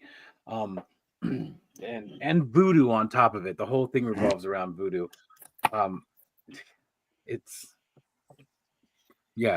It's I really don't know what to say.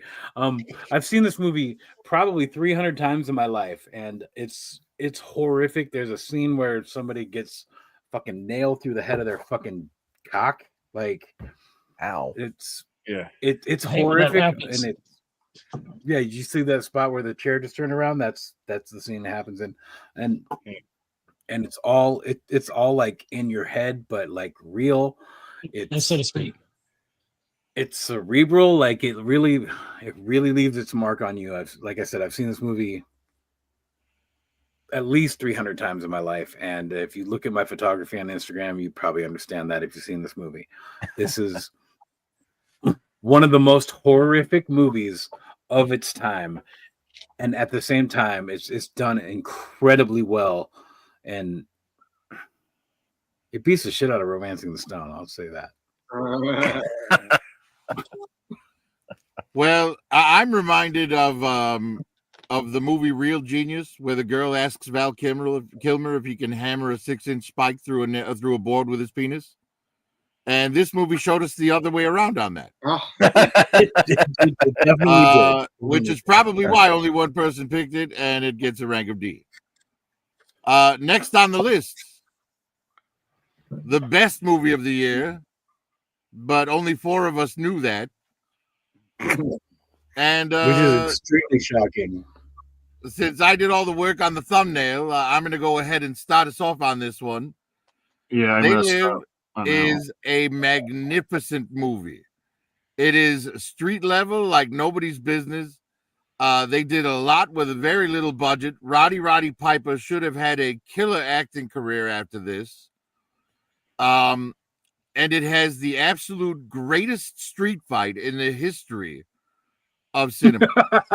You will never find a more realistic fist fight between 2 adult men than what you see in this film. True. And that's one of the reasons that I love it. I bought the Roddy Piper figure of John Nada, and it was featured in the thumbnail. And I'm going to go ahead and pass it off to Deadman.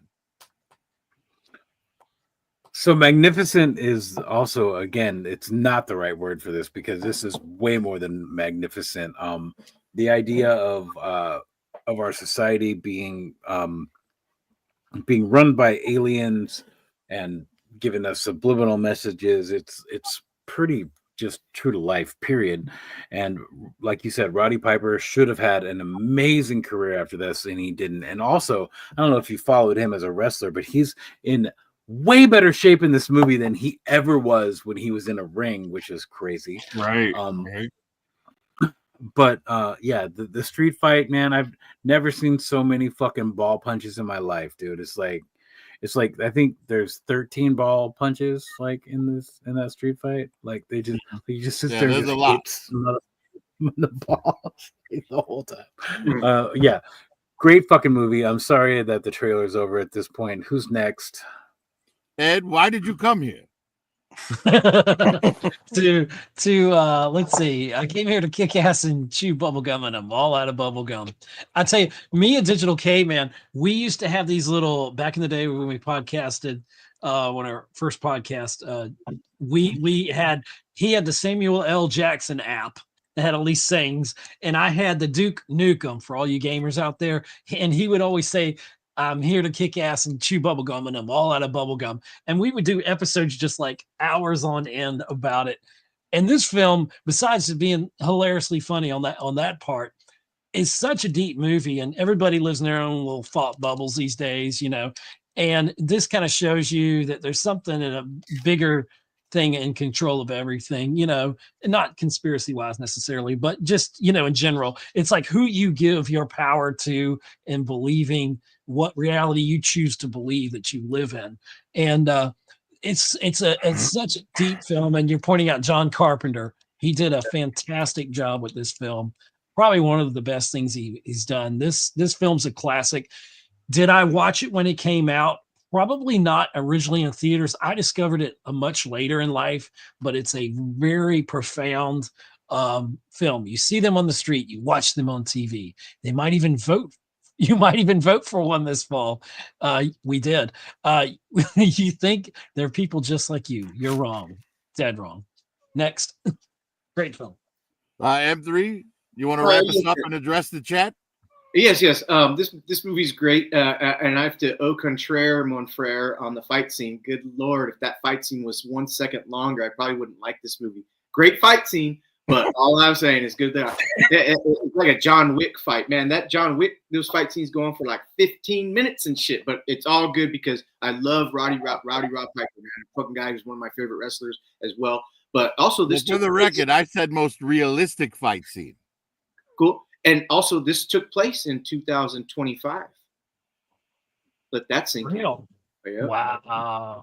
Just like Soylent Green came out in 2000. Who knew this movie was directed by The Simpsons? Yeah. Yeah, right. So yeah, I'm all in on all this and 100% conspiracy. And let me see chat over here. What's up, chat? Let's go into the first. We got Geek says Duke Nukem. I love it. DFS. Dose Studio says. Aces, yes, our review. She honestly reminds me of a 9-year-old who's working on a daily basis. And I look forward to seeing. What are you guys talking about? Duke Nukem. Hey, you guys are talking about what's up? DFS is talking about Duke Nukem with the boys too. And Digital Roman Photo says I come here to kick ass and cheese, bubblegum, and I'm all out of bubblegum. Hell yeah, Aces place I just watched They Live. My 8-year-old, she loved it. Oh, that's cool. Aces, nice. Fumbling. Not well received at the time, but has aged so well since. Cult classic defined. Hell yeah. Digital Ronin, yes, They Live Now is a classical, politically relevant even today. So much fun. Yeah. Boss Man, I love this one. I'm all out of bubblegum. Hell yeah. Rob 78, yes, They Live. Hell yeah, that's great. Thanks for chiming in, you guys. Thanks for chiming in. Yeah, and go check out Boss Man's channel. Yes. Very entertaining. Yeah. He does food next reviews on the list here. Well, this one gets a rank of A due to 4 of us picking it. Next on the list, Twins. And this one is all DC and Ed again. Last time Ed went first, so this time DC, you can go first. Well, any movie where Arnold Schwarzenegger and Danny DeVito are supposed to be twins, just the premise of that alone, you have to see it, and it's going to be hilarious. And the fact that Arnold Schwarzenegger got all the good genes and Danny DeVito gets all the bad genes, and he turns out to not be such a nice guy, and Schwarzenegger's like too good, and then they finally meet, and Schwarzenegger's really excited about it, and DeVito not as much. Just it's great comedy, and these guys work so well together. I wish they would have done more things together. Yeah. Didn't they do another movie? One more movie together? I think there was one more, but I can't think of it off the top of my head. Neither can I. So, but that's all I've got to say. Ed. Yeah, Ed, why don't you I'm gonna go ahead and try and destroy a friendship. Ed, in the event that you and Digital here were the twins, which one would you be? Obviously, I'm Nicole Kidman. Oh no, that's not one of the options. Oh shit, Ed, do you have something to cheers me with right there, Ed? You got to cheers me with something. Not even water? Come on, you don't have anything to drink? No. I'm just crazy. This is a great film. I love Schwarzenegger anyway, and but obviously I'm Schwarzenegger. Dodged the question. I'm probably I don't know what I am. I'm Jar Jar 3PO, but that's different. Caveman, you can jump back in here anytime. I would love to say I'm Schwarzenegger. I'm probably DeVito, but not that funny. Oh my God, Danny DeVito. Really, this is his film. I mean, and Schwarzenegger coming off playing all the Terminator and the bad guys and stuff like that, and everything, the action heroes. He has got a great sense of humor and timing. And Caveman's right that I wish we would have got more of this ensemble of them working together. I'd love to see a sequel. If they put out a sequel tomorrow, I'm there to see it. Danny DeVito, during this time, he was hitting on everything he did. I mean, most of his films are great, and he's hilarious and he's serious. But this is just a fun film. This is a great popcorn movie. Caveman, if you want to jump in and say anything, I'll turn it back to you. Yes, I'll go ahead and say I'll be DeVito because you love Terminator so much, Ed. I do. So I'll take one for the team, I guess, and I'll be DeVito. And thank you for all those action figures everyone's about to send me. Anyway, that's it. Well, great as this movie is, it was only picked by 2, and it gets a rank of C. Next up on the list, the film that really should have been S tier, but is only A tier. Who Framed Roger Rabbit? Dead Man, why don't you tell us who you think framed Roger Rabbit? I'm not going to start there. Don't say Lone's mom. I do want to say that this movie was so far ahead of its time it's also incredibly entertaining. It gave all of us a cartoon to fucking want to touch ourselves to as well, if we're being completely honest. M3 knows all about that. M3 does know all about that. And if you don't believe me, just go subscribe to his channel. You'll understand. But it was like I said, it was ahead of its time. It was amazing. It was everything that that Warner Brothers needed to do at the time. And the whole mixing of animation and real life. I think the only thing that happened even near its time was after this, and it was Cool World, which is also another good movie, but we don't need to get into that. Anybody else want to hop in here before I start talking about? Yeah, absolutely. Movie? Who Framed Roger Rabbit is one of my favorite movies of all time. It didn't just mix live action and animation together for the sake of doing it. It actually gave you a story that made sense with it. And it turned the Toontown into a real place that humans could visit, at their own peril, obviously. Because, a cartoon can take a refrigerator to the head, but a human can't. Just like Eddie Valiant's brother killed by a piano.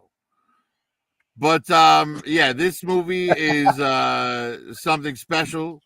I actually prefer Jessica Rabbit's rendition of that song than the original. Of course, the original came out in the 40s, I think. But, do right like some other men do. Christopher Lloyd has never been more menacing, even if you count Star Trek 3. I can't say enough about this film. It's one of the best. One of the best that I've ever seen. It's the best mix of live action and animation I've ever seen. Way better than, what was that one? Space Jam? Bed Knobs and Broomsticks. Right? But anyway, are you really just bad, or are you just drawn that way? Is it me? Oh, did you say me? Okay. I did. Okay. Here's something I just learned about this like a couple months ago in an interview. Eddie Murphy turned down Bob Hoskins' role in this film because he didn't understand the film. He's like, animation, and that's how ahead of the time this film with live action and animation was. And this would have been hilarious with Eddie Murphy, but I think Bob Hoskins nails his part in this film. He's ever much an important part of the film. This is a groundbreaking film. I'm surprised more people didn't pick this. I'm surprised it's not S tier. It may have been the #1 film of that year. It was so groundbreaking, and it still holds up. Even the animation holds up today. And there was a cartoon series that I liked later on in my youth, the Animaniacs, and I don't think that would have. I mean, the Animaniacs wouldn't have existed without this, which is Spielberg behind that. But anyway, I hear that. Well, you're absolutely right, though. You're not wrong in saying that. Yeah, and I remember how I spent my summer vacation. I remember being the drunkest I've ever been in my life, watching that with a friend, and that was the funniest film I'd ever seen at that time because of that. But it was a lot of fun. But Animaniacs got a lot from that into the real world and breaking that fourth wall kind of thing. Jessica Rabbit, I forgot the actress's name. You probably Kathleen Turner. Yeah, Kathleen Turner. Oh my gosh, she could romance any stone that I have. She's still all that, and she's my jewel of the Nile. Whatever, I'll keep going. Even today. Yeah, she's got more money than I do. No, my wife is my number one. Yes. You mean your boyfriend? You. All right. Well, Digital, I'd like you to do me a favor. I'd like you to take your cartoon gun, load in the Indian bullet, and fire it at Curtis and M3 for not picking this movie. Go ahead. No. But what I have to, everybody, I think everybody's kind of covered everything. But the one things, that I want to touch on that, combinations of animation and live action have been done before this movie and they've been done after this movie. But Who Framed Roger Rabbit has done it the best. Great. I think it was perfect in its combination of live action and animation, and nobody has topped it to this day. What's the rabbit's name in the Spielberg. basketball one? Judy Bugs.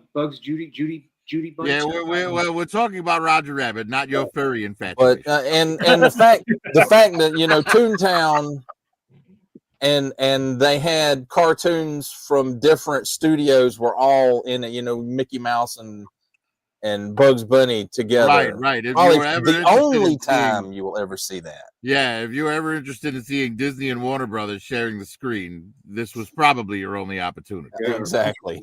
Yeah. And there's no telling how much they had to pay to do that. And what was it? Daffy Duck and Donald Well, Duck look, it's right there in the poster. dueling pianos. See Roger here? It cost him an arm and a leg. It's true. But Christopher Lloyd was great as the villain. Bob Hoskins, he was the great straight man. I can't see, like Ed was talking about, Eddie Murphy was offered that role. I can't see Eddie Murphy playing the straight man in this movie. So things worked out the way they were supposed to. Yeah, Exactly. And you pointed out that Spielberg did this. He also did Animaniacs. So there's the connective tissue there. Well, he EP'd it. Right. Tiny Toon Adventures, Animaniacs. But Pinky and Brain. four of us was smart enough to pick this masterpiece of a film, and therefore it at least gets an A. Next on the list, Willow. Picked by Digital and M3. M3, I'm going to let you go second just so you can address the chat when you're done. Okay. Digital, go ahead and take us away. Okay. First of all, I'm doubting this choice now that M3 was the only other person that picked this movie besides me. Don't doubt it. It was a good movie. It was hard not to No, put it no. on. Leslie Ann I Warren love- alone is worth picking this. I loved Willow, and just Val Kilmer in this. He was excellent, and this was even before I knew what the hell Val Kilmer was. Yeah, and I didn't realize it was the same guy that was in Top Gun, and I didn't realize that Willow Oofgood was the same guy who played Wicket the Ewok in Return of the Jedi. And I do know, like Billy Barty, I do remember, I knew who that was because, any movie that ever had little people or midgets or whatever they're calling themselves now, every movie that had one in it, Billy Barty was in it. And, but just the mystical aspects, the fantasy of this movie, it was great. And the fact that at the end of the movie, Willow defeats the evil witch by using his disappearing pig trick that wasn't even real magic, and it really threw Bavmorda for a loop that she couldn't figure out. No, what's going on? Oh. And plus, Bavmorda's daughter was kind of hot too. Oh yeah, Sorsha. And I only made it like 3 episodes into the TV show, so I don't know what happened there. No, well, thank God for that, man. That's not. Don't associate. Yeah, with I that. wasn't digging it. It'll ruin things. But M3, you can take it from M3, there. I'm really sorry that I pushed you out of the way to let Digital talk first. I kind of said, out of the way, Peck. But now it's time for you to talk and represent your little people. Go ahead, brother. Hey, Talk shout about out your kinfolk. shout out Warwick Davis, motherfucker. But guess who's smaller than Warwick? The little Mo, Lennon and Squeaky were up in this bitch, dude. They were like, hey, Right, hey, M3. You know what? If you and I hung out, it would look like Willow and one of the little Lenny and Squiggy Brownies. they were always like, brownies. There you go. Daikinis. Baby. Fuck yeah, dude. Hey, and Val Kilmer and Saoirse, yeah, the daughter or the one that ends up falling in love with Val Kilmer's character, man. I love that movie. Absolutely. That's all I love dragons that time. If I went back to a time, I would go back to that time and be like with the, you're just all like You'd be with the dysentery and crapping in the corner of the castle and great, dude. Good movie. I'll love this movie to the end. It'd probably be my top 6 movies of all time. But yeah, thanks. Yeah, I mean, I have to say, I know it's not my pick, but that does not look anything like Leslie Ann Warren. No, they didn't do good. They did a terrible job on this artwork.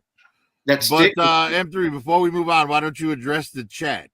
Yes, Geek Homeworld says, rest in peace, Val. Digital Ronin photos, rest in peace, Val. Toymerks fumbling through the galaxy, absolutely. Boss man. Willow blew my mind as a kid. Willow, bad ball again. Bad ball again. Fucking shit, dude. stupid bikini. Well, shit, they don't even look like Val Kilmer or Willow, really. Neither. Geek says Spielberg is the GOAT, and Fumbling says few people said to Spielberg at that time it was a guaranteed payoff. Warwick Davis was only 18 when he made this movie, because remember, he was 11 when he did Return of the Jedi. Yep. Wow, I didn't know that. So yeah, and he's already playing a father of like 2 little baby midgets.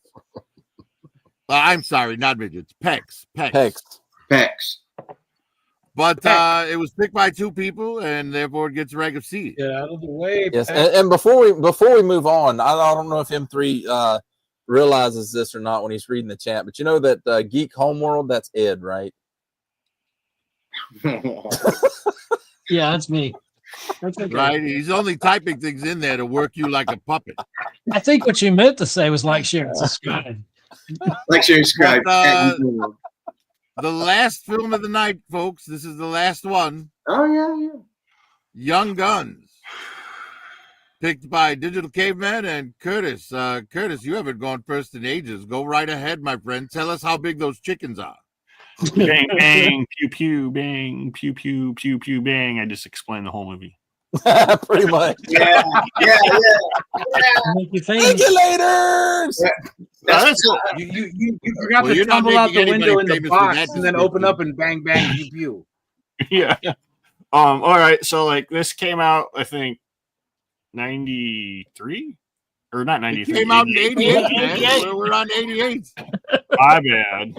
Oopsies. Man, the sequel didn't even come out Damn, that late, dude. It came out in like 90. Did you take some gummies or something? Yes. he took the wrong ones. This came out in You've been drinking some of 2021. that shroom tea. I took my last gummy. He's out. That's the problem. M3, send them some. It's got a great cast, and they're putting together a third one. Yeah, with part of the cast, because of course some of them, but if you haven't seen this, you need to see this. It's a good movie. It's a fun movie. It's one of my first westerns that I actually really liked, I should say. So it's a good movie. Next person. Sorry about that. I wasted too much time. Yeah, go ahead, Digital. You're muted. You're muted. Digital, you're muted. Yeah. That's what you get for making the M3 joke. Karma. He's what he means to say is his batteries are dead. He's got an old. There he goes. All-star cast. This was a Western that came out in a time when Westerns aren't, they weren't something studios were willing to do because generally they didn't make a lot of money at this time. Right. Mhm. And this one came out and it did really well, from what I understand, in the theater. I'm sure Ed could look up the box office numbers real quick. Well, Young Guns 2 was even bigger because it had the Bon Jovi song in it. Yeah. Young Guns 2 Yeah, was bigger because they shot John Bon Jovi Through the heart. in In that a movie. blaze of glory. Glory. Yes, the He best shoots through the the heart. best buck 80 I ever spent. But these were like your cool guys from the 80s, Yeah, it's like half the Brat Pack, pretty much. Yeah. and then they threw Lou Diamond Phillips in Vampire. just So he drinks human blood. Yeah. This one Tiger drinks blood. tiger blood. Winning. There's a brother of one that drinks tiger blood. Emilio. This one drinks blood at 3 o'clock high. because. I have no idea who the hell this one is. And this one drinks La Bamba blood. Yeah. La Hey, Bamba blood. Night at the Roxbury. Sorry, also. Casey Sizemus. I've never heard of him. Yeah, his last name's unpronounceable. That's what killed his acting career. Must be. But anyways, 2 people picked it, and therefore it gets a rank of C. And that is our final tally there, folks. Take a good This is look. Surprising. This is surprising. Right? Thanks to the Christmas episode, we'll still be able to pick Die Hard when we get to the S tier show. When And we're maybe done with the Scrooge. 80s, after we do 89, we're going to do one where we pick our top 10 from all the movies that were S ranked throughout the 80s to see which movies can make SS tier. Yes. Double S. Can But anybody tell that that's not for a couple of months. But heard that Die Hard was only B tier. I mean, No, hey, but pretty here's the good. thing, Dead Man. We talked about that movie probably 4 times in the last 2 years, right? And we really so I left it. I intentionally left it and 3 other movies out. Like I have a top 15 that I wrote down, and I had to I was like, well, I'm going to talk about this movie instead. And that's the fault of mine that I didn't choose, because Die Hard would definitely be in the top 10. That's okay. That's I mean, okay, M3. Because Well, like I said, the fact that it made S tier It's during your the fault Christmas that one he's butthurt makes it though. eligible still, so you're fine. Yeah. Somehow I skipped They Live. That's one of my favorite movies. Yeah, man, I'm surprised, but not surprised, because that happens, dude. You're writing shit down. I just forgot, like, when I was writing shit down. Hey, in the chat, Bull 80 said that's a lot of D's nuts on the screen. Yeah. I agree. there was a lot of D's. There was a lot of D's. A lot of these nuts too. This just Well, shows me that that's, there was a lot more variety in '88 than we've had throughout the '80s. Right, and it's only going to get worse, folks. It's only going to get harder to choose, because each year more and more movies get made, which means more and more crap gets made, but also there's a larger pool to choose from. But that's the results for tonight, folks. Now, before we cut it short, or cut it off, I should say, Ooh, don't cut it off. Ouch. we've got Ouch. Dead Men here. So if anyone has any questions for Toy Mercs, please put them up in the chat. Likewise, for anyone else on the panel, you might have a question for about them or their channels or whatever's coming in the near future. But yeah, we're gonna go ahead and wrap things up while you guys comment in the chat if you have any questions for anyone. Dead Man, you want to let everybody know once again who you are, where they can find you, and what you're all about. Hey, go for like 5 minutes, dude. Keep going. Yeah. Earlier I you probably showed could. some. Yeah, earlier. Actually, Curtis, since we're done with the show now, I'm gonna stop sharing this, and why don't you put Dead Man on blast so that he can show the piece he was gonna be giving away earlier You on give a away larger D's? screen. I don't want to Everyone see can Dead Man's piece. He's he's giving it away, dude. Charge for it. You can make money, I'm sure. First off, Yeah. Curtis is lying. He's been begging to see my piece. But Damn. so In the dark. over at Ew. the Toymark YouTube channel, we have a huge giveaway going on. There's actually 2.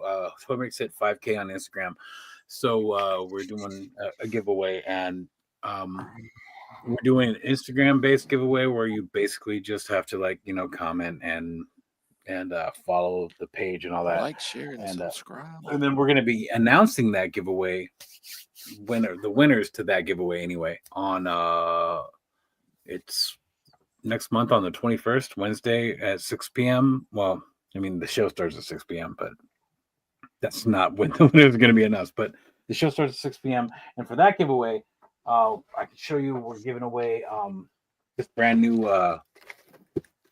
Mezco Morbius, brand new, never been opened.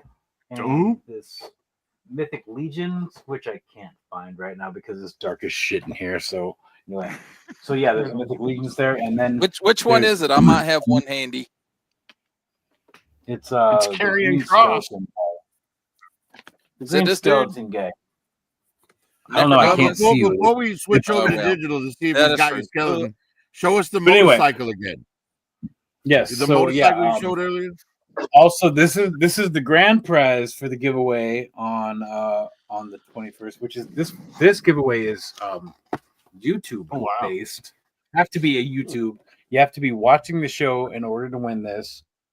And there's 13 other prizes that were given away on the same show, but this is one of them. It's the Mezco Biker Gomez.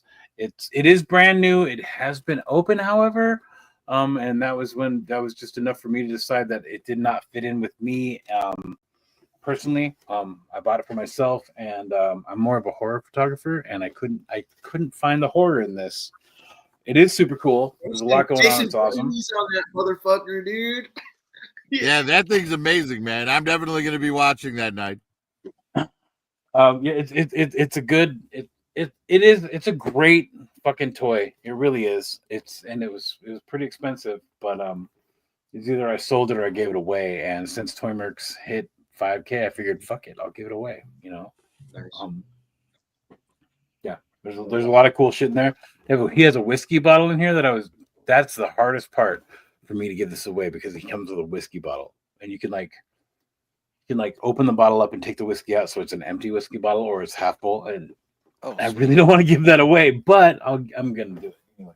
So yeah, Yeah, and that's the happening on Gomez the bodies 21st. are always the best articulated at Mezco, and the bike may work perfect for some dreadnoughts.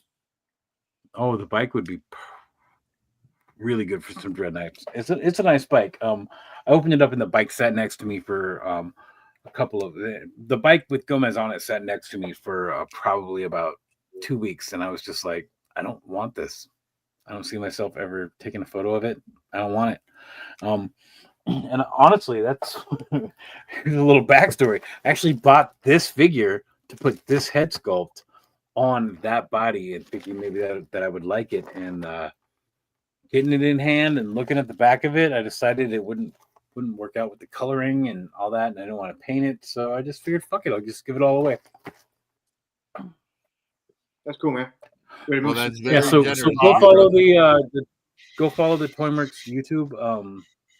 I know we've been in the chat, and you can you can hit the chat thing and find us and follow us. You have to be subscribed. Yeah, Have to be there. Toymerks is all one Wednesday word, the guys. Do it 21st. all one word. When you search for Toymerks, all one word. Don't search toy and then merc separately because you're gonna get some other jackasses. Search Yes. Toymerks, all one word. Them 2N motherfuckers. Subscribe and hit the bell for notifications so that you don't miss the show. Yeah, and to be fair, we don't know that they're jackasses yet. Yet. All right. Well, take I don't off know, this man. fucking Them like screen. not answering your questions or blocking you seems pretty jackass behavior to me. Yeah. Yeah. Screw the haters. Well, here's the thing though, is that they I don't really want to get too much into this tonight on live, but I was in their chat today and I was talking to them and they were bringing me up on the screen. They were talking to me as if they had no idea who I was. So it's we'll see what happens there. Yeah. Well, maybe they're not jackasses. Maybe they're just a bunch of nice old guys just like us who like toys. I think that might be what's actually happening. That may well be the case. I think so. That's what I think. That's where I'm at right now. I mean, we're all fucking Toymerks. There's nothing wrong with calling what you do Toymerks, just as long as you know what Toymerks is and give homage to the Toymerks community.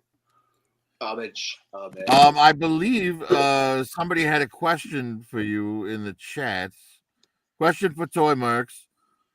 This comes from DFS. What is the Toy Mercs battle cry? Oh, there's so many of them. We are all Toy Mercs.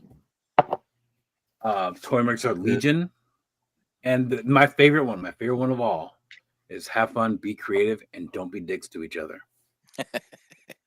Hey, DFS, but my first thought was The tongue is that the Do you, tongue? do you do a flip out of the tree when you do that, M3? Yeah, M3, why don't you just address the chat real quick? Hey, There seems to be a lot of new stuff in there. DFS said nice. DFS said they are G.I. Joe dudes I've seen. Bossman said subscribe. Bossman said Toy Mercs. Geek Homeworld. Who is that?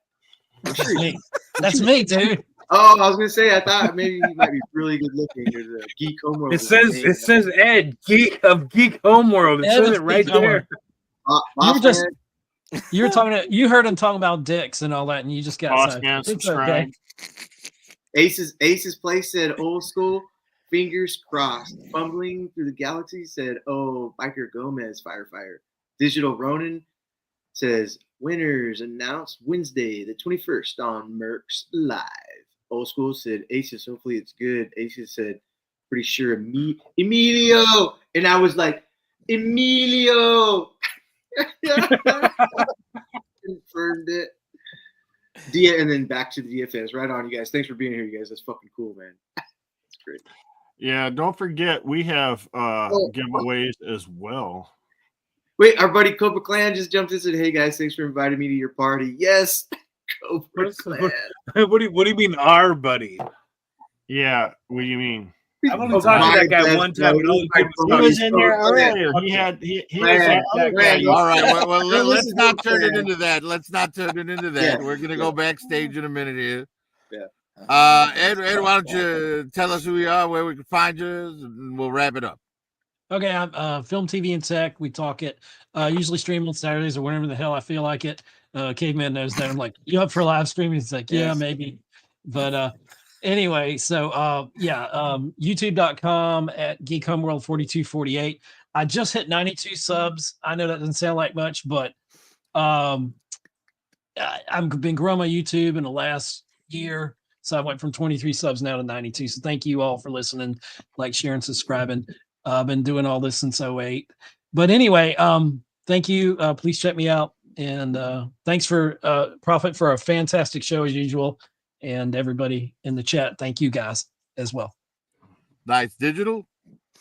I am the Digital Caveman. I do action figure reviews on my YouTube channel, youtube.com/@Digital Caveman with 2 N's. Don't put 1 N, 2 N's at the end. Make sure you put that second in. On May 26th, I will be dropping my 1000th review episode. And later that night, we're going to have a 1000th episode celebration. So please be sure to tune in to all of that. And I'm changing things up a little bit for that week, but then we'll go back to a normal schedule. He's going to be naked in saran wrap with mayonnaise. Nice. So you want to watch. So this is the time where we shut the show down. We're about to go backstage. Curtis will throw a link out in the chat. I already did. We're only going to leave it up for a couple of minutes. Wait, are we doing that tonight, Curtis, or no? Yeah, we're doing it. All right. So we're only going to leave the link up a couple of minutes. We got to wrap this up quick before Cobra Clan says something that forces Curtis to ban him. Yeah. So, you got about 3 minutes after Curtis puts the link up. Go ahead, Curtis. Yeah, I already do have the link up, but yeah, just to let you guys know that I do have a ton of stuff to give away, and I'm gonna bump it down to we need 50 people in the chat at one time just to open the first tier. The first tier is going to be the Prince Adam and the Cringer. Oh, excellent. So, which I think I got right here. Yes. Right. Oh yeah, I remember that. I remember you brought that. The up. artwork on the back. The is excellent great, too. figure. I have it myself. That Cringer is amazing. It is. Why do they call him Cringer? Is he cringy? Because I he's don't know. afraid of Beardy everything. cat. It was before. Oh, It was before. Because he's a little pussy. And then here's one the of Archie. the bigger ones. Nice. Hey, if I'm in chat, can I Gotta win love that? Galaxy Squadron. I'm in chat. How many times do I need to be in chat? give me. Star Wars fan. Well, I'm a you need Star to Wars have- fan. Don't Yeah, stand- everybody on the Oh, panel is not eligible to win. Damn it. I knew that Oh, was gonna be really? the case. Wow. My Wow, Tesla bot will be here in a minute. We do these things with Toyworks where people from the community bring in their own prizes, and as long as you did not donate the prize, you can win. Period. No, that's cool. That's Well, we've We've done that. We've done something similar in the past, and the problem came that one of the people on the panel took home everything, and everyone was complaining about it being rigged, and we're like, nope. I guess look, if you're on the panel, if you want to win, And that makes sense. then That makes don't sense. join us on the panel. Yeah. Right.